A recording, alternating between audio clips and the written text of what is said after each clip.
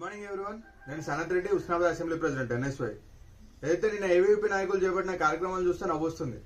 ఎందుకంటే మొన్ననే ఈ ప్రజాప్రభుత్వం ఫ్రీ రియంబర్స్మెంట్ మీద ఒక చర్చ జరిపించి అందులో పాజిటివ్ రిప్లై తోటి 600 కోట్లు విడుదల చేయాలని చెప్పి కూడా నిర్ణయం తీసుకున్నా కూడా ఏదైతే నిన్న ఏవీపీ నాయకుల చేపట్టిన కార్యక్రమం చూస్తుంటే ఏదో వాళ్ళ సొంత హైప్ కోసం, సొంత రాజకీయాల కోసం, ఏదో వాళ్ళ సొంత రాజకీయాల కోసం యూజ్ అవుతుందని చెప్పి లోకల్ హైప్ అవుతామని చెప్పేసి చేపట్టిన కార్యక్రమాలు లెక్క కనిపిస్తుంది.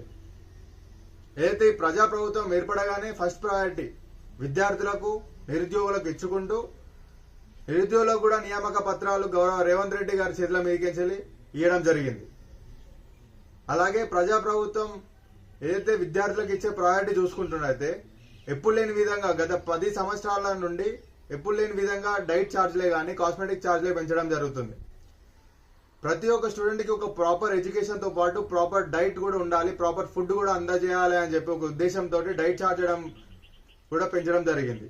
అలాగే వీక్లీ వైజ్ డైట్ స్ట్రక్చర్ కూడా మెయింటైన్ చేయడం జరిగింది. అలాగే ప్రతి ఒక్క స్టూడెంట్ ఏదైతే తెలంగాణలో ఉన్న ప్రతి ఒక్క విద్యార్థులకు ఇంటర్నేషనల్ స్టాండర్డ్ ఎడ్యుకేషన్ దక్కాలని చెప్పేసి ఒక్కొక్క నియోజకవర్గం ఇంటిగ్రేటెడ్ స్కూల్ శాంక్షన్ చేయడం కూడా జరుగుతుంది. అదేవిధంగా ఇక్కడ నుండి ప్రాతినిధ్యం వహిస్తున్న పొన్నం ప్రభాకర్ అన్న గారు కూడా ఫస్ట్ ఫేజ్ లోనే ఉస్నాబాద్ నియోజకవర్గం international standard integrated school sanction చేయించుకోవడం జరిగింది. అలాగే కూడా ఇక్కడున్న విద్యార్థులు, ఉస్నాబాద్ నియోజకవర్గ విద్యార్థులు, ఏ విద్యార్థులు అయినా కూడా ఆఫ్టర్ +2 ఏ ఇంజనీరింగ్ చేయాలన్నా కూడా ఎటు చూసినా 30-40 కిలోమీటర్స్ ట్రావెల్ చేయాలని చెప్పి వాళ్ళ ట్రావెలింగ్ అవస్థలు గుర్తించి ఇక్కడ ఓ ఇంజనీరింగ్ కాలేజ్ అవసరం అని చెప్పి శాతవాణి యూనివర్సిటీకి సంబంధించిన ఇంజనీరింగ్ కాలేజ్ కూడా శాంక్షన్ చేయించుకోవడం జరిగింది. దీంతో ఇక్కడున్న విద్యార్థులు అయినా కూడా ఇంజనీరింగ్ ఇక్కడనే వేసుకునే పరిస్థితి ఇప్పుడు కనిపిస్తుంది.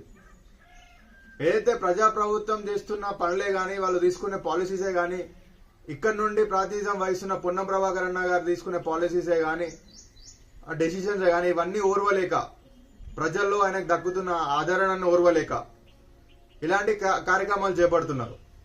ఏదో ఇలాంటి కార్యక్రమాలు చేపడితే వాళ్ళ ఆయనకున్న పాజిటివిటీ ప్రజలు తగ్గుతుందని అనుకోవడం మీ అమాయకత్వం అని చెప్పి హెచ్చరిస్తున్నాం. ఏదైతే నిన్న ఏవీపీ నాయకులు చేసిన కార్యక్రమాలను కూడా వ్యతిరేకిస్తూ, అలాగే ఇలాంటి కార్యక్రమాలు ఫ్యూచర్లో ఎప్పుడు చేసినా కూడా మేము ఊరుకోమని చెప్పి హెచ్చరిస్తూ, అలాగే గౌరవ ముఖ్యమంత్రి మీద, ప్రజాపాలన మీద, అలాగే ఇక్కడ నుండి ప్రాతినిధ్యం వహిస్తున్న మంత్రి పొన్నం ప్రభాకర్ అన్న గారి మీద కూడా